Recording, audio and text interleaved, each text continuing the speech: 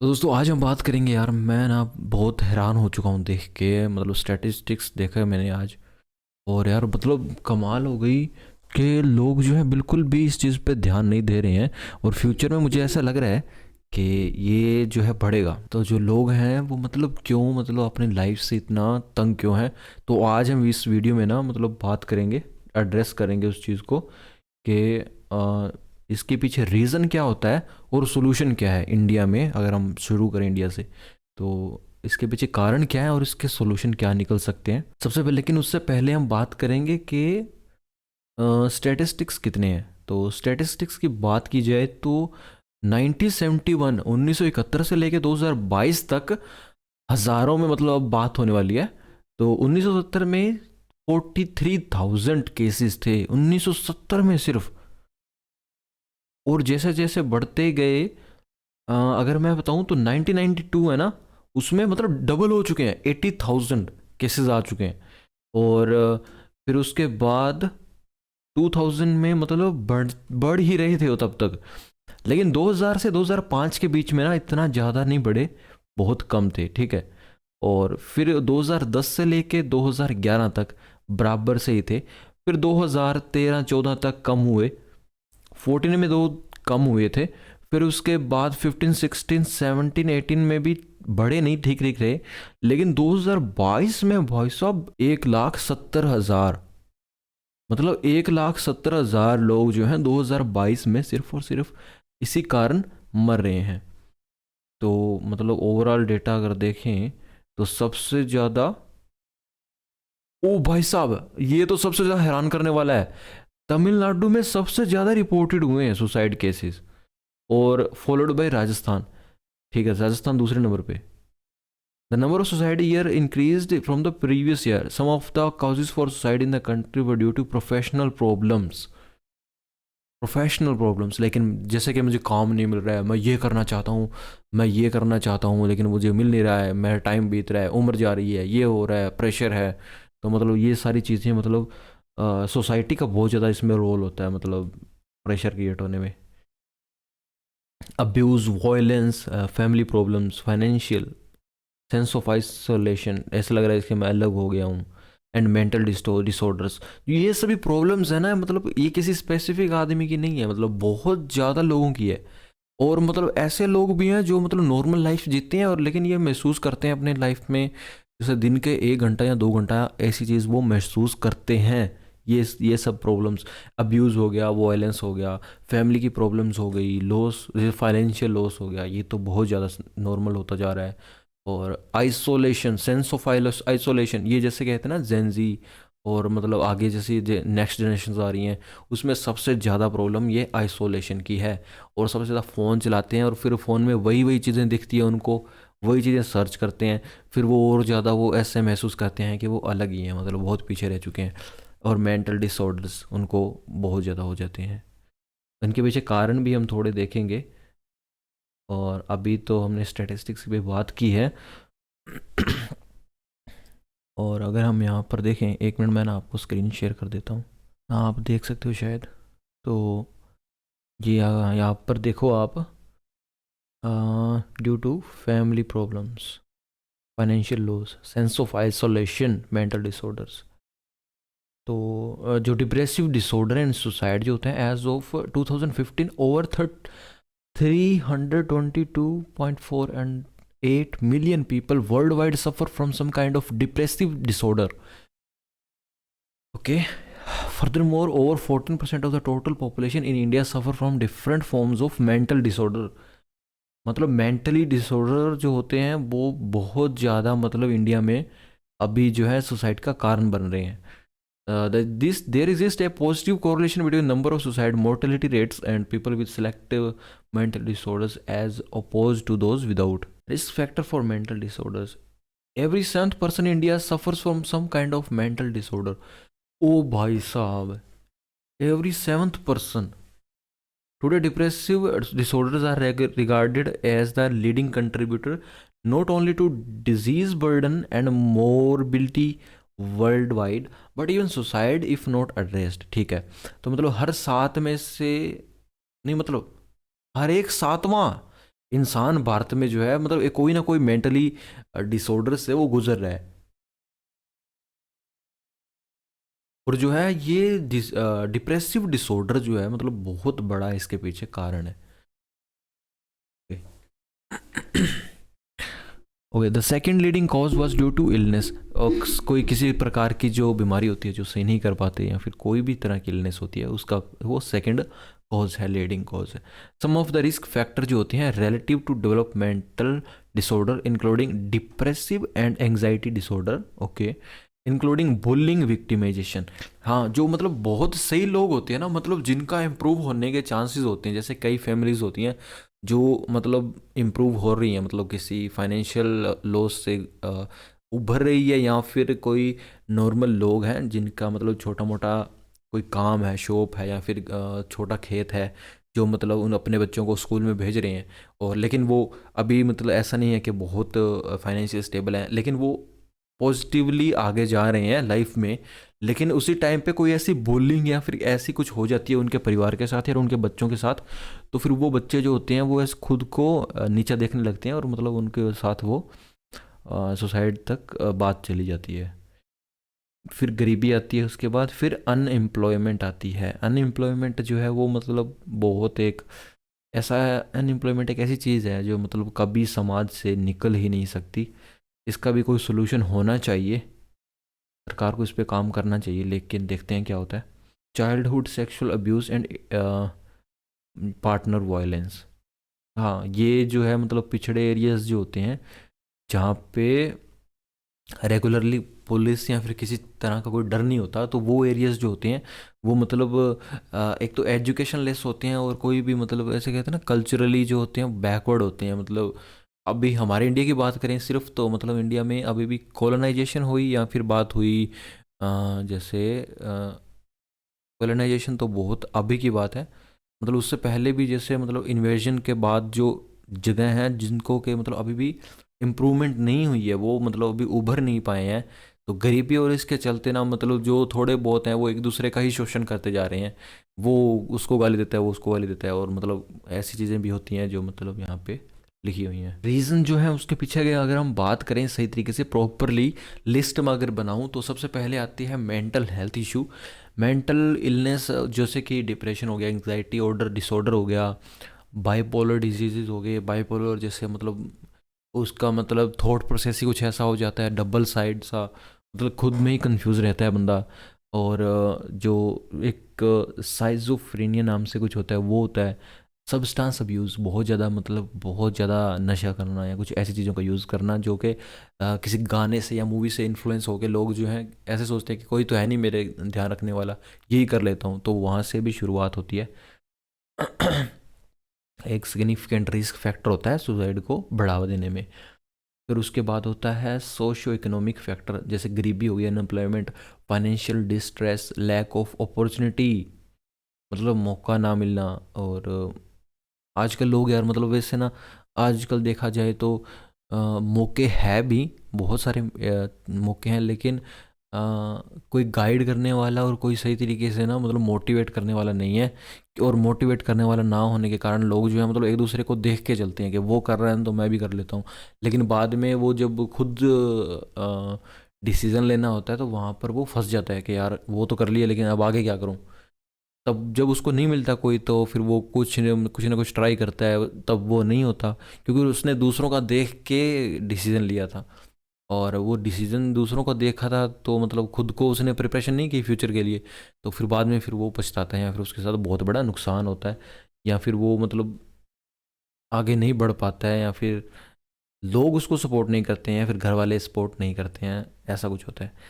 और ज़्यादातर मतलब इंडियन फैमिलीज़ में अब क्या हो चुका है कि पहले के टाइम पे, बहुत पहले की बात करें तो मतलब ऐसा था कि ऐसा नहीं था कि मतलब पेरेंट्स जो थे वो बहुत ज़्यादा मतलब छोटी सोच के थे, नहीं। पहले के पेरेंट्स जो थे वो मतलब दूसरों से कंपैरिजन बहुत कम करते थे, मतलब बहुत पुरानी बात कर रहा हूँ मैं, एंशियंट टाइम। आज के टाइम पे कंपैरिजन जो होता है वो एक मतलब एक नशे से भी बहुत बुरी चीज़ है। मतलब अगर आप ड्रग्स कर रहे हो और अगर आप बच्चे को कंपैरिजन कर रहे हो तो उसके ऊपर मेंटली जो प्रेशर आ रहा है, मतलब एक बहुत गलत चीज़ है। अगर आपको मोटिवेट करना ही है तो आप उसको सही बोल के मोटिवेट कर सकते हो। ऐसा नहीं होता कि सही बोलने से बच्चा या फिर वो मतलब बिगड़ जाएगा, नहीं, ऐसी कोई चीज़ नहीं होती है। बिगड़ जाएगा कुछ, ऐसा कुछ नहीं होता है। मतलब मोटिवेट करने के लिए ही मतलब अच्छी चीज़ें बोली जाती हैं, बिगाड़ने के लिए नहीं बोली जाती हैं।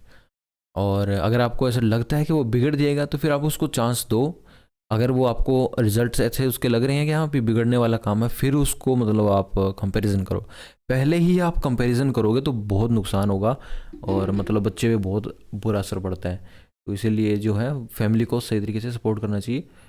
और जैसे उसके बाद जो इकोनॉमिक फैक्टर्स होते हैं उसके अंदर आता है जो मार्जिनलाइज्ड कम्युनिटी, हाँ मतलब जैसे मिडिल क्लासेस हो गई, फैमिली की बात आ जाती है यहाँ पे। और होपलेस हो जाते हैं बच्चे, क्योंकि यार देखो इतना प्रेशर होता है ना यार उनका, जो जो लोग कर जाते हैं उनकी कंडीशन कुछ और होती है। अगर आप उसी को हर कोई उसके साथ कंपैरिजन करेगा तो फिर बर्बाद ही हो जाएंगे। अगर आप मतलब अगर हर कोई बॉलीवुड स्टार से कंपैरिजन करने लग जाए तो फिर लोग तो गरीब हो जाएंगे 2 दिन में ही, एक एक दिन में ही गरीब हो जाएंगे।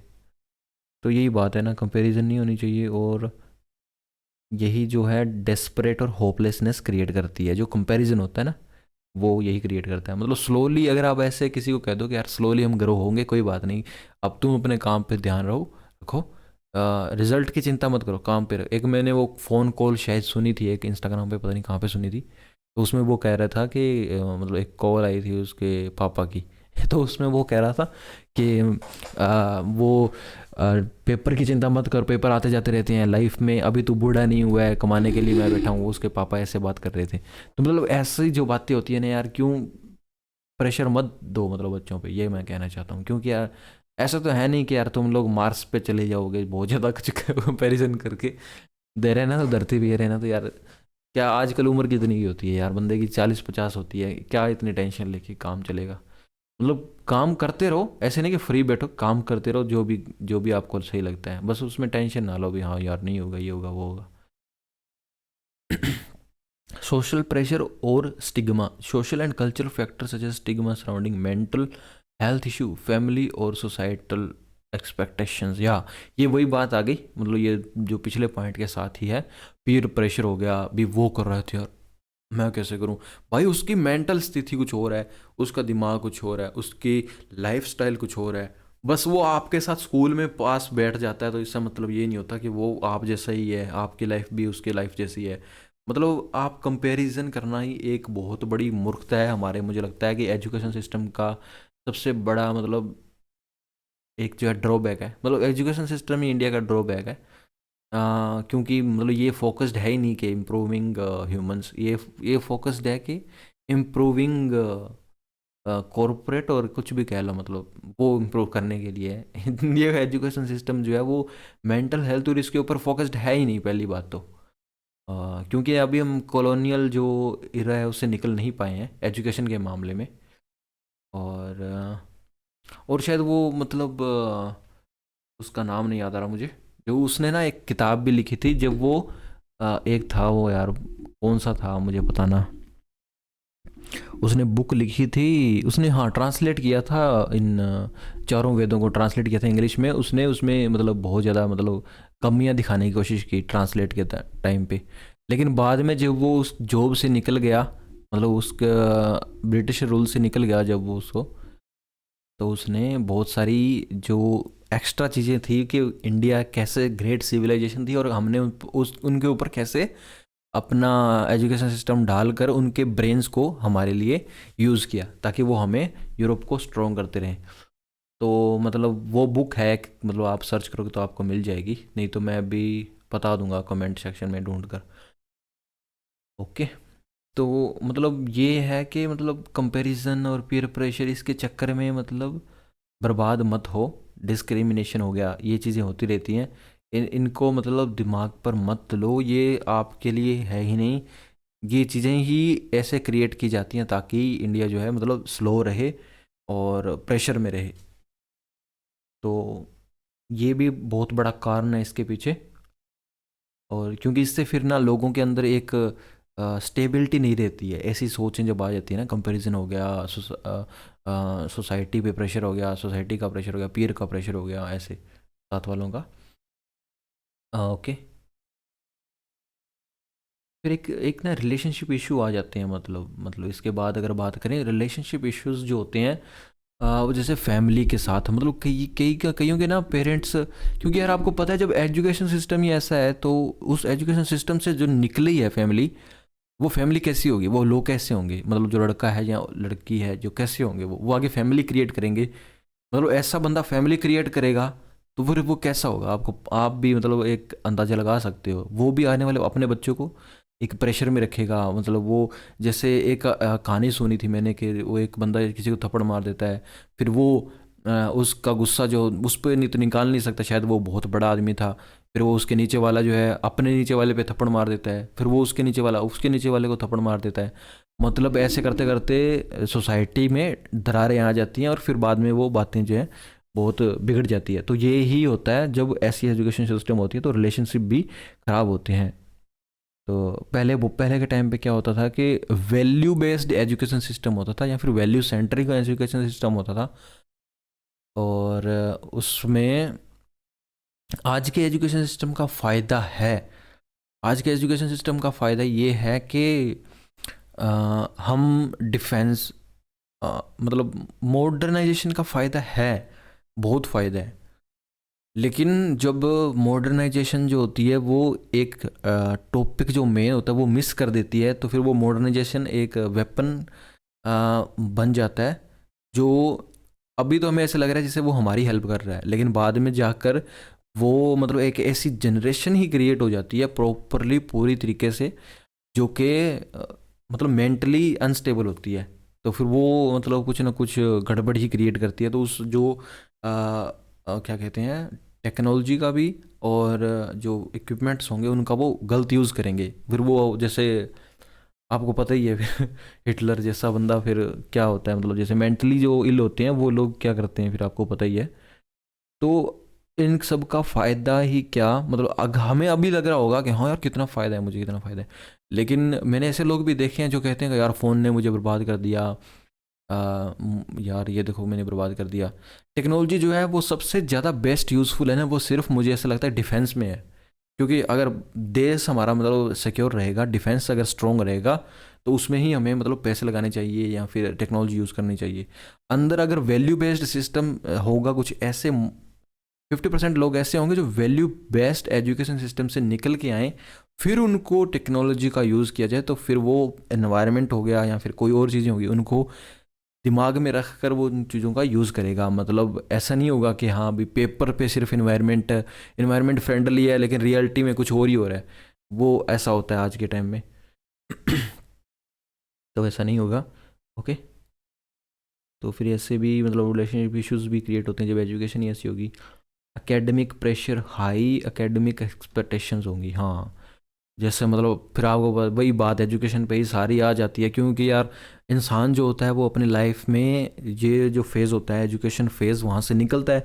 और एजुकेशन ही अगर यार, भाई साहब वही बात वापस रिपीट होगी, हमेशा ही कोई भी सेक्टर ले लो, अगर प्रॉब्लम को सॉल्व करना है तो नेक्स्ट जनरेशन की एजुकेशन को इम्प्रूव करना पड़ेगा, हाई क्वालिटी पीपल जनरेट करने पड़ेंगे। शायद पतंजलि जो है वो एक गोल है उनका कि वो ऐसे लीडर लीडर टाइप के बच्चे पैदा पैदा नहीं मतलब बनाने वाले हैं अपने एजुकेशन से, जो कि कहीं भी कहीं कोई भी कंट्री में जाके लीड कर सकते हैं। मतलब ऐसे 1 करोड़ बंदे तैयार करेंगे वो वैल्यू बेस्ड एजुकेशन से।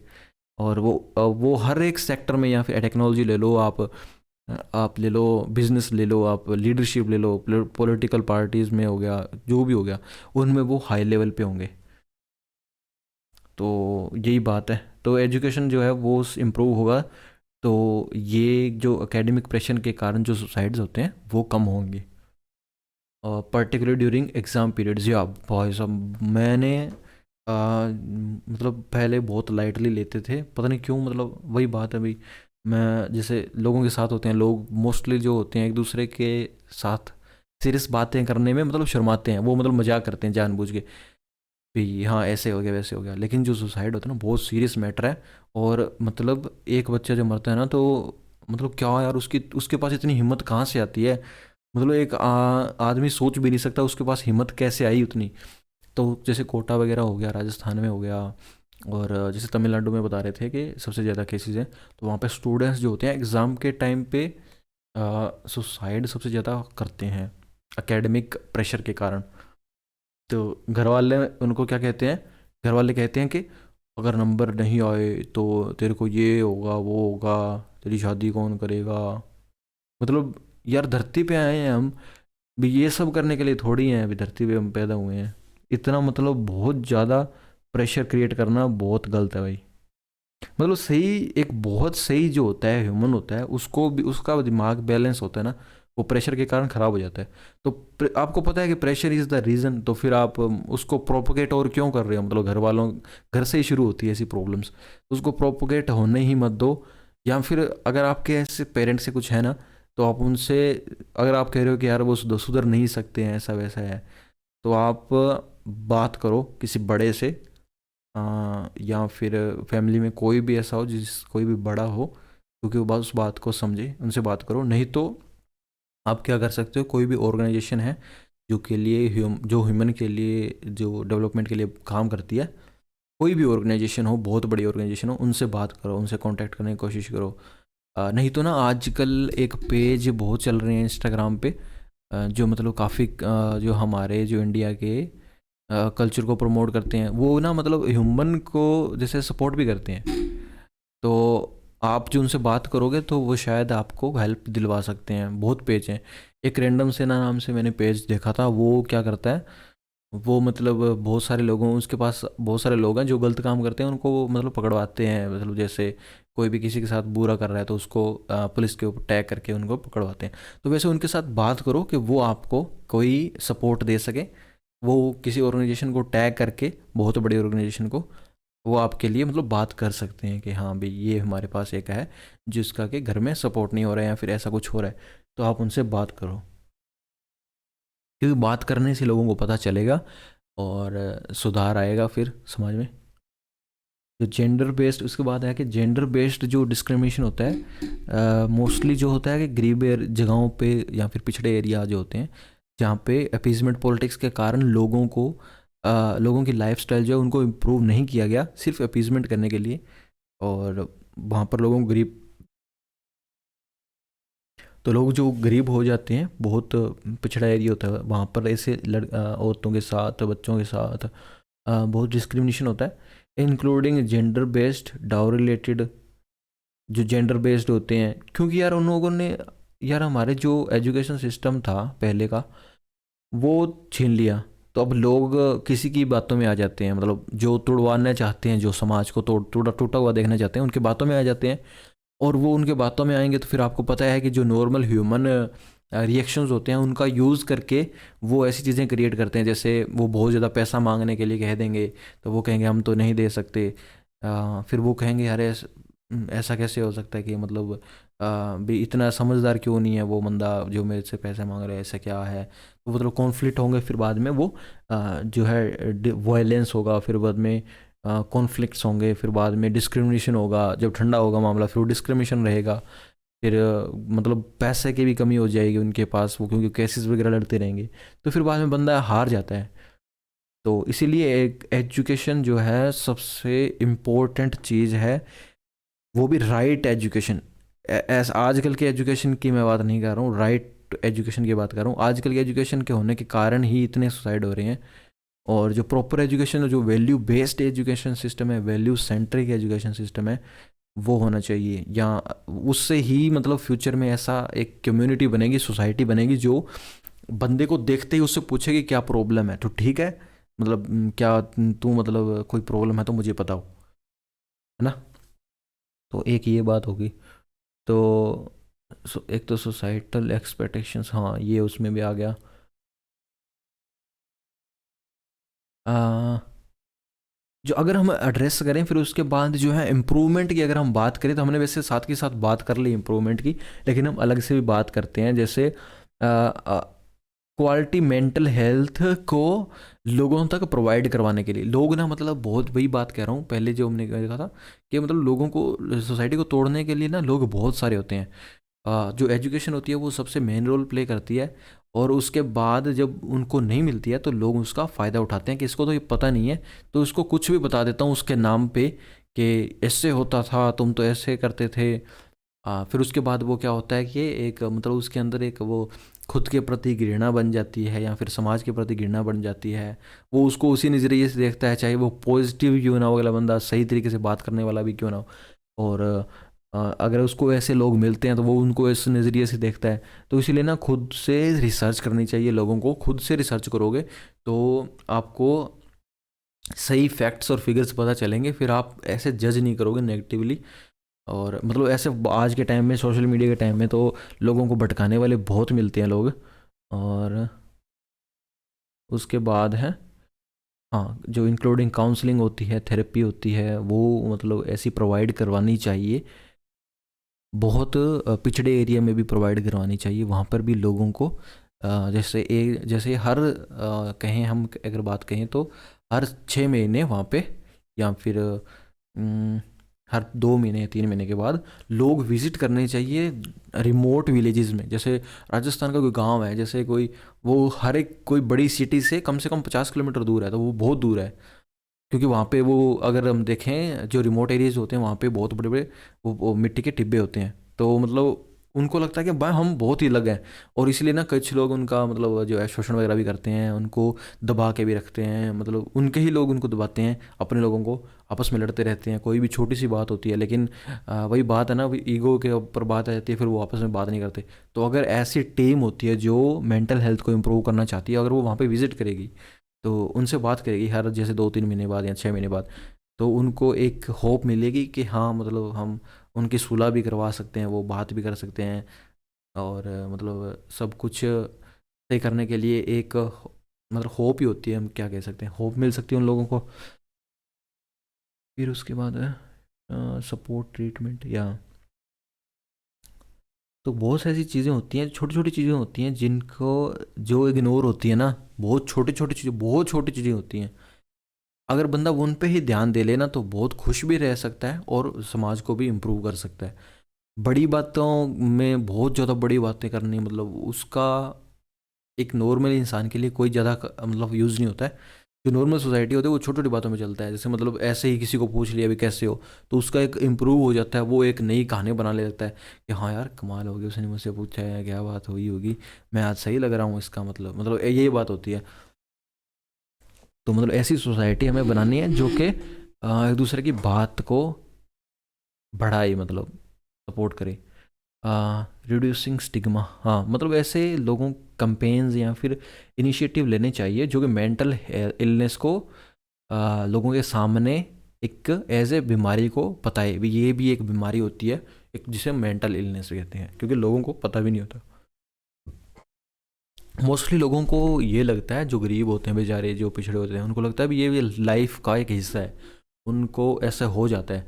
तो उनको ये बताएं कि ये सही नहीं है, ये एक मतलब प्रॉब्लम है, कि बीमारी है। और स्ट्रेंथनिंग सपोर्ट सिस्टम जो होता है उसको स्ट्रेंथ करना, जैसे कि मतलब एक पूरी कम्युनिटी बनाना जो कि लोगों की हेल्प करता है, उनके घर जाकर, मतलब वो तो आ नहीं सकते तो उनके घर जाकर हेल्प करता है। और सोशियो इकोनॉमिक्स, जैसे इकोनॉमिकली उनको स्ट्रॉन्ग कैसे करें, जैसे ये मैंने कल परसों देखा था शायद, जो जयपुर के राजा हैं, कौन है वो, पद्मनाथ सिंह है। वो अपने जो महल है उसके अंदर पता नहीं कितनी जो फीमेल वर्कर्स हैं ना, उनको उनकी सिस्टर भी हैं, उनकी महाराजा की सिस्टर भी हैं, जो कि उसे एम्ब्रॉयडरी कहते हैं शायद, या फिर कपड़ों का काम होता है, तो उनको ना सपोर्ट करते हैं, उनको पैसा देने के लिए, उनको रोजगार देने के लिए वो वहाँ पर बुलाकर, मतलब बहुत बड़ा है वो जगह, जो आप देखोगे तो उनका महल काफ़ी बड़ा है, तो वो महल में उनको बुलाकर वहाँ पे काम करते हैं। मतलब बहुत बड़े बड़े फैशन जैसे डिजाइनर होते हैं, तो वो क्या करते हैं कि लेबर लेके आते हैं, तो वो एज ए उनको ऐसे नहीं रखते, वो एज ए फैमिली रखते हैं उनको। तो वहाँ पर बुलाकर उनको एज ए फाइनेंशियल सपोर्ट करते हैं और कहते हैं कि आप और भी, आपकी जो नेक्स्ट जनरेशन है, अगर वो पढ़ाई कर रही है तो अच्छी बात है, अगर वो नहीं करना चाहते कुछ मतलब यहाँ पर आना चाहते हैं तो यहाँ पे भी आ सकते हैं। मतलब एक फाइनेंशियल सपोर्ट जो होती है, बहुत रिमोट लोकेशन में अगर आप महीने के 5,000 भी दे रहे हो ना, तो बहुत बड़ी बात होती है, वो तो शायद बहुत ज़्यादा देते होंगे, नो आइडिया। तो वैसे भी बहुत उनको सपोर्ट हो रही है, क्योंकि वो क्या कहते हैं कि अपने जो उनका जो क्या कहते हैं किंगडम है, आज आज वैसे किंगडम्स की लाइंस नहीं होती हैं वैसे, मतलब लोग जो इन्फ्लुएंस हो जाता है वहाँ तक उनका किंगडम होता है।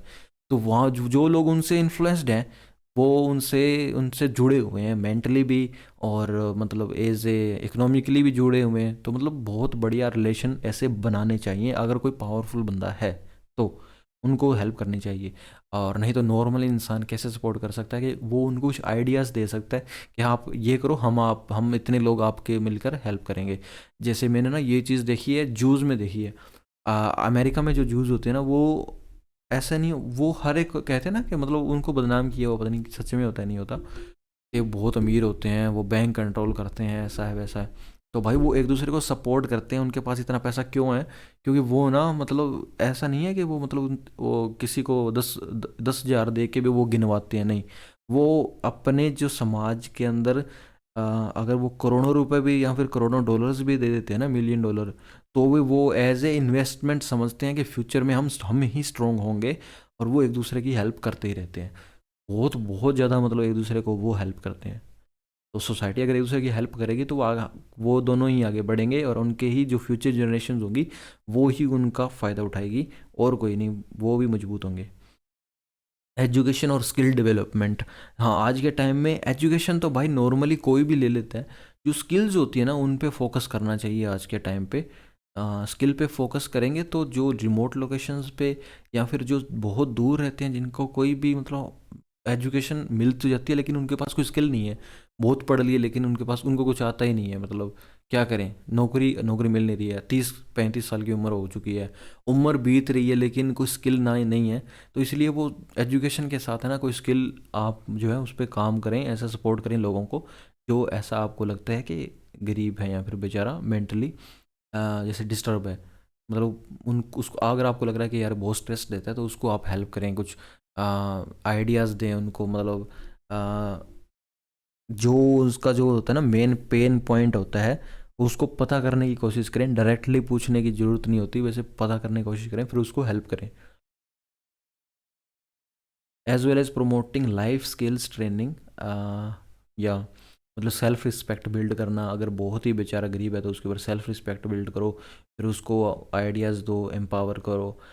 सुसाइड प्रिवेंशन स्ट्रेटजीज़ अप्लाई कर सकते हैं, जैसे फ़ोन नंबर्स हो गए सरकार ने जैसे दे रखे हैं, अगर आप इंटरनेट पे सुसाइड से कुछ सर्च करोगे तो वहाँ पे एक नंबर आता है, अपने आप ही आ जाता है वो ऑन पर। तो वो जो है आप जो है स्प्रेड कर सकते हो, मतलब कहीं पे लिख सकते हो, मतलब ऐसा स्कूल्स हो गए या फिर ऐसी जगहों पे आप प्रोवाइड करवा सकते हो, क्योंकि बच्चे यार आपको पता है कि बहुत इंट्रोवर्ट हो जाते हैं ऐसे टाइम पे।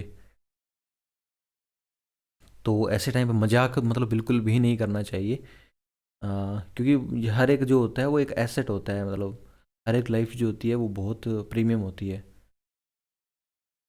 एडवोकेसी एंड पॉलिसी रिफॉर्म, अगर कैसे कोई भी जैसे ऑर्गेनाइजेशन है उसके अंदर स्ट्रिक्ट कोई पॉलिसीज़ नहीं है, तो फिर मतलब कोई भी किसी की रैगिंग या फिर मजाक बना सकता है, और वो मजाक जो होता है मोस्टली लोग वो ही सहन करते हैं जो मतलब ठीक ठीक होते हैं, जिनको समझ आती है, जिनको उन बेचारों को अगर कई बार ऐसा होता है कि वो गलत लोग जो होते हैं वो ऐसे लोगों का मजाक बना देते हैं जो सहन नहीं कर पाते हैं, तो वो फिर बहुत गलत इफ़ेक्ट होता है। तो मतलब अगर हम बात करें तो इंडिया में ना बहुत ज़्यादा कोलेबोरेटिव एफर्ट की ज़रूरत है मेंटल हेल्थ को इम्प्रूव करने के लिए। तो सबसे पहले तो यार एजुकेशन ही आता है, मैं हर बार कोई भी बात होगी मतलब एजुकेशन को ही सबसे पहले कहूँगा कि एजुकेशन के कारण ही जो भी हो रहा है वो समाज में उसी के कारण हो रहा है, क्योंकि जो दिमाग के अंदर जाता है ना, वो समाज में लोग वो उसी चीज़ उसी नज़रिए से देखते हैं, उसी चीज़ को वो स्प्रेड करते हैं, उसी चीज़ को वो बीज देते हैं नेक्स्ट जनरेशन में। होपफुली यार आपको ना ये मेरी बात जो है समझ आई है, तो आपको जो भी पॉइंट्स इस वीडियो में समझ आए हैं ना, जो समझ या फिर जो अच्छे लग रहे हैं, तो उनको आप ना मतलब टाइम लाइन के साथ नीचे कमेंट कर सकते हो अगर आपको लगता हो। और बाकी हम नेक्स्ट वीडियो में नेक्स्ट प्रॉब्लम और नेक्स्ट इश्यूज़ के साथ हम मिलेंगे। मैं ये जो रियल लाइफ प्रॉब्लम्स हैं, जो वैल्यू कंटेंट है, वो प्रोवाइड करवाना चाहता हूँ। मेरा मकसद यही है।